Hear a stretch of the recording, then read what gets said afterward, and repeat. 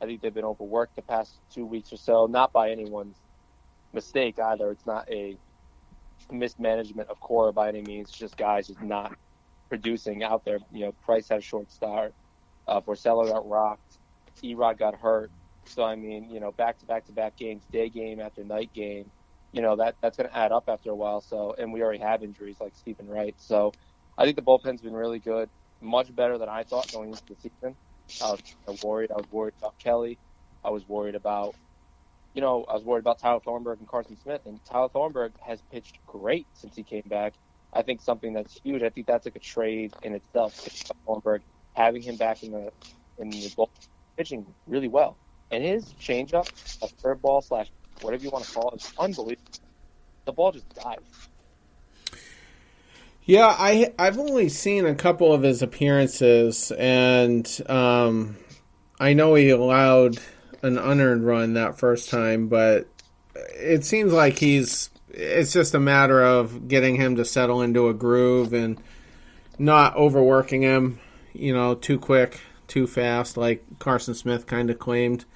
And I think you're absolutely right. I mean, it is kind of like, we made a trade for, a late inning arm. And so if he can kind of get it together, I'll be a lot more optimistic about this bullpen, over the course of the next few months. I 100% agree. I think that this team's just, they're just one either person away or they're one, healthy, holy grail, give me everybody healthy off the DL from making a legitimate run, for well over 100 wins. I think they get healthy or they just add one little piece, whether that be a bat or a bullpen and a bat, something. Now, maybe we need a starter now, depending what Stephen Wright does. But, this team is the best in baseball right now. They have the best lineup in baseball. They have one of the best pitching staffs. The bullpen's been rock solid. So no reason for them not to continue the pitching run. Right. Austin, any more thoughts on the bullpen? No, I think they've nailed it. I think both of y'all actually nailed it. One player away, I can't pinpoint who it is, right? It might be somebody like a Steckenrider, even not necessarily a hand. I don't think you need a hand. I don't think you need Iglesias or anybody like that. Yeah, it's not a big arm. Yeah, just a smaller one. Yeah, and I also wanted to point out that we don't really know what we have yet in Pointer or Brazier, who have both pitched very well between Pawtucket and Boston. So it's possible that one of them can emerge as an effective 7th or 8th inning guy. Brazier's been kind of nails ever since he came up, it seems like. He's been great in 5 innings. He's nailing it. He's got 2 strikeouts, giving up 2 hits, and guys hitting 125 against him in 4 games with 5 innings. So, looking good. Yeah. So, there's definitely some depth there anyway, but it's every time we turn around, we hear the Red Sox are connected to Miami or someone about possibly getting a reliever. So, if it's not going to cost like a top 10 prospect, I'd be all for it regardless. Oh, 100%. You can never have too many arms. Yeah. And it's showing now with some guys a little overworked. You have guys like Carson Smith randomly go down. Erod's now down. Stephen Wright's down. I talked about last podcast, this Red Sox team, and I even tweeted it this week, is, if not one of the most injured teams through single A all the way up to the MLB. And we're still chugging along, doing well. So it's credit to, Cora and Dombrowski for picking guys up, putting them in there, and just guys actually performing. Yeah, absolutely. We'll shift over to the lineup now. So how do you grade that one, Dave? Flat out A. And the only reason it's not an A+ is because the bottom of the lineup struggled for a little bit of the season. I wouldn't say the entire season because they haven't, but I think it's just an A. The top of the lineup is so dominant, and it's historic. Yeah, it is historic, Austin. You're right, and it's just so good. 1 through even 6, I'd say, is so good that 7, 8, 9 is not irrelevant because it shouldn't be. But like Sandy's back up to like around 250, and JBJ's been much better since his Mendoza line that he was flirting with. So they're coming along. I think it's a flat-out A. I think it's the best lineup in baseball. I think it's better than the Yankees. I think it's better than Houston. If you're telling me it's a one-game playoff, I'm taking this Red Sox lineup over anybody. Well, Austin, we'll get into that in a second. But Austin, how do you have it? Yeah, and it's an A to me too. I mean, what can you say? 1 through 6, there's not a guy at the plate that I wouldn't want at the plate at any point in the game. Okay. I'm comfortable with 1 through 6 at any point during that entire game. Now, once you start to get down to Jackie, even the catchers half the time. The catchers have been, slowly trending upwards. Sandy obviously trending upward a lot more than Christian is. And Christian's not coming back anyway, pretty much, for a while at least. And I'm even starting to get more comfortable with Blake. Right, yeah, who knows? And who knows how long his future is as well, because we just have to realize that we have 2 MVP candidates in the top 3 in our lineup. Right, absolutely. And I want fans to realize that and cherish it. We're seeing a historic season for Mookie Betts. We're seeing quite possibly the best first half ever by a Red Sox from JD Martinez. This is the closest that we've ever gotten to 0-4 Papi Ramirez, really. Exactly. Yeah. Yeah, 100%. Although they're hitting first and third or first and fourth, but, be that as it may.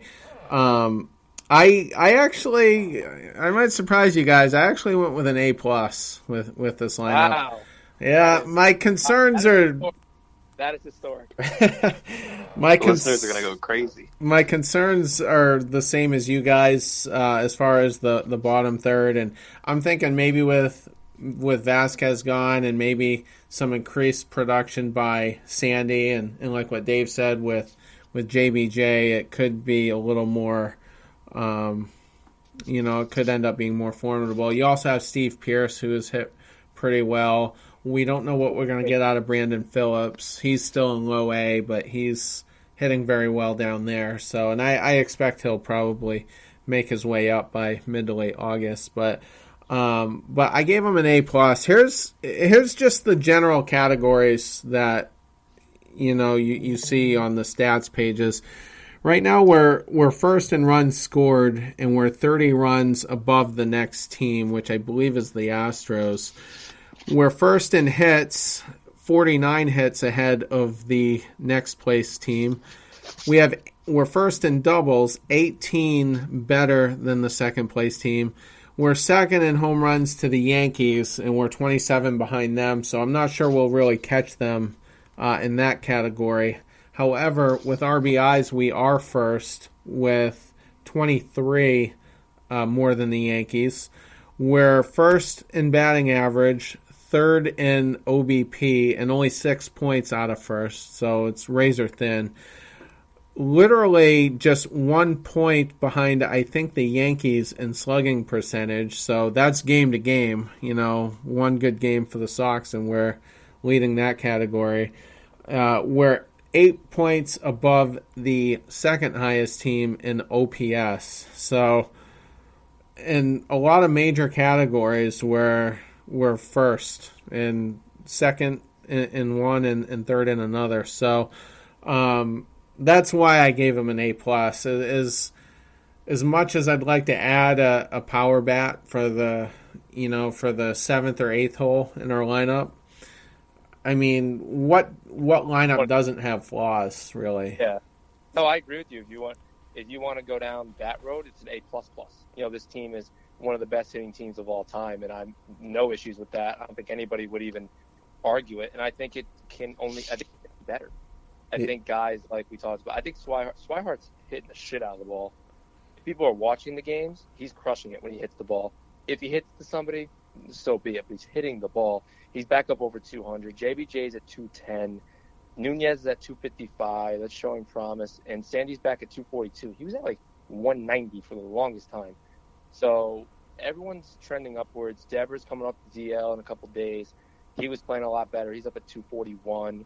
And he's got pop as well. And I feel like a guy that is going to help you and surprise you in the playoffs, it's the 6th inning, 0-0 game, Devers leading off, leadoff home run, that's something that can happen. And not everybody has that in their 7th hole, 6th hole, 8th hole. And I feel like maybe only the Yankees do with their lineup. So I love our lineup. I think it's amazing. I think I would love another bat off the bench once again because of injuries. And just in general, with Steve Pearce coming in, it's kind of been that batting .423 since he's been here, and he can hit lefties, something that Moreland struggles with. So it's almost like his replacement there. He can play outfield and first base. So I love the lineup. I don't think there are some flaws, like you said, but nothing glaring. Right. But well, think about this too, right? When we get to October, right, we will have a semi-fresh Brandon Phillips, which can be a secret weapon, honestly, because anytime you have somebody that hasn't played that many games, it's huge because fatigue sets in October. Everybody knows that. We've seen it with Chris Sale, We see it with this team every year. They always look so tired. And to have a guy like Brandon Phillips who hasn't played a lot of games, really took the first 3 months of the season off to be in there with playoff experience. I mean, mind you, he got hit by Roy Halladay, so he knows what it's feel. He knows the low points of the playoffs. But guy with playoff experience that will be fresh. Yeah, and I'm curious to see it, and it's so ironic that he's 37 years old, seemingly in good shape, and Pedroia is 3 years younger than that, and can barely walk. So it's just crazy that he could end up being the short-term replacement for Dustin Pedroia.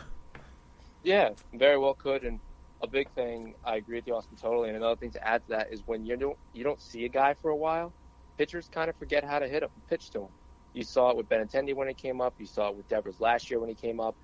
You saw it with, multiple guys when they come up. It's like, okay, we're just going to throw fastball. Well, that doesn't work. All right, well, we're going to throw some changeup. He's sitting on that. It takes a little bit to realize, okay, this guy goes for sliders. This guy loves chasing curves in the dirt. And although Brandon Phillips is a veteran, the older you get in baseball, you see it all the time, people adjust, and hitters do as well, and they start going the other way. They start pulling a little bit more. I mean, you look at Bogart.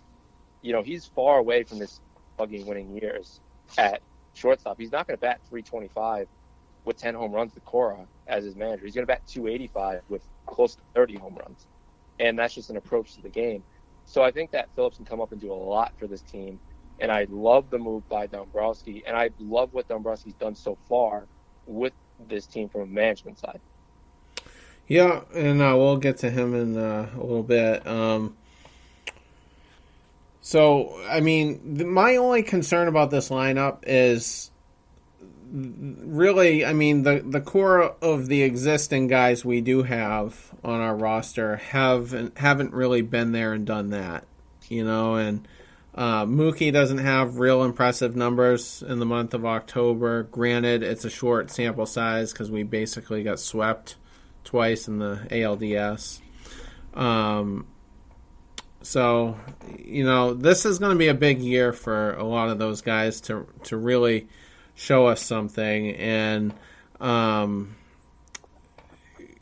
hopefully it lives up. The Yankees lineup has been there and done that because they've been to Game 7 of the World Series, and then the Astros, of course, have been there and done that as well because they won the World Series.